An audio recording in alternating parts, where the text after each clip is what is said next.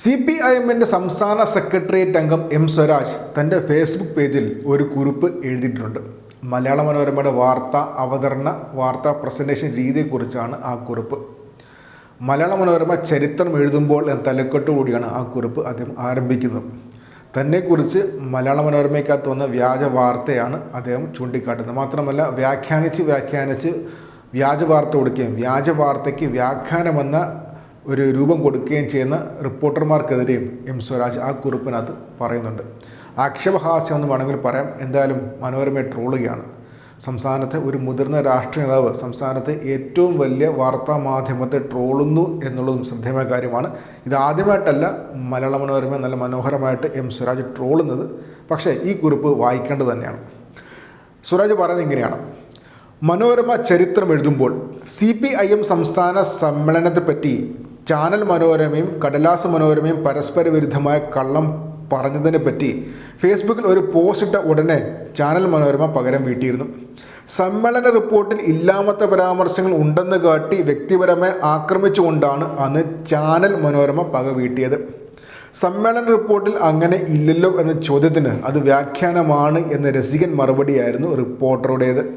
വാർത്തകൾ എന്നാൽ വ്യാഖ്യാനങ്ങളും നുണകളുമാണെന്ന് പഠിച്ചിറങ്ങിയവരോട് എന്തു പറയാൻ?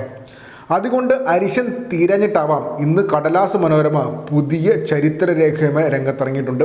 ഞാൻ CPIM സംസ്ഥാന കമ്മിറ്റി അംഗമായത് 2018 എന്നാണ് മനോരമയുടെ കണ്ടുപിടുത്തം. കുറ്റം എൻ്റേതാണ്. മനോരമയുടെ കള്ളത്തരം കൈയോടെ പിടിച്ച് ഫേസ്ബുക്ക് പോസ്റ്റ് ഇടുമ്പോൾ ഇതൊക്കെ പ്രതീക്ഷിക്കേണ്ടതായിരുന്നു. മക്കളെ, ഇടയ്ക്കെങ്കിലും ഒരു സത്യം പറഞ്ഞുകൂടെ എന്ന് ചോദിക്കാൻ പറ്റില്ലല്ലോ, മനോരമ അല്ലേ എന്ന് പറഞ്ഞാണ് അത് തന്നെ കുറിപ്പ് അവസാനിക്കുന്നത്. ഇതിലെങ്കിലും സത്യം പറഞ്ഞുകൂടെ? ഒരു ഫോട്ടോ വെച്ച് ഒരു വാർത്ത പോകുമ്പോൾ അതിലെങ്കിലും സത്യം പറഞ്ഞുകൂടെ എന്നാണ് ചോദിക്കുന്നത്. മനോരമ ആയതുകൊണ്ട് അതും പ്രതീക്ഷിക്കാൻ പറ്റത്തില്ല എന്നാണ് എം സ്വരാജ് ഇവിടെ ചൂണ്ടിക്കാട്ടിയിട്ടുള്ളത്. വളരെ മനോഹരമായിട്ട് രസകരമായിട്ട് ട്രോളുകയാണ് അദ്ദേഹം.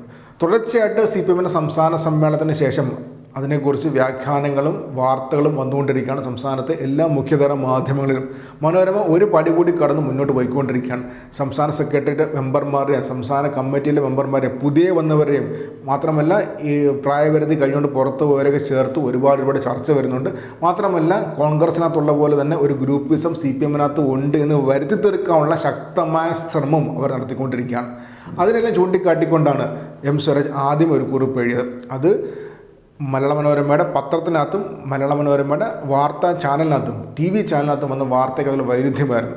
വാർത്താ ചാനലിനകത്ത് ഒരു വാർത്ത വന്ന് അതിന് കംപ്ലീറ്റ് ഓപ്പോസിറ്റായ ഒരു വാർത്തയാണ് പത്രത്തിനകത്ത് വന്ന് അതിനെ ചൂണ്ടിക്കാട്ടിയായിരുന്നു പോസ്റ്റ് എം സ്വരാജ് ഇട്ടത്. അതിനുശേഷമാണ് ഇപ്പോൾ വീണ്ടും എം സ്വരാജിനെതിരെ വീണ്ടും ഒരു വാർത്ത മലയാള മനോരമ പടച്ചുവിട്ടിട്ടുള്ള അതിനെ വീണ്ടും കൈയോടെ പൊളിച്ചിരിക്കുകയാണ് എം സ്വരാജ്.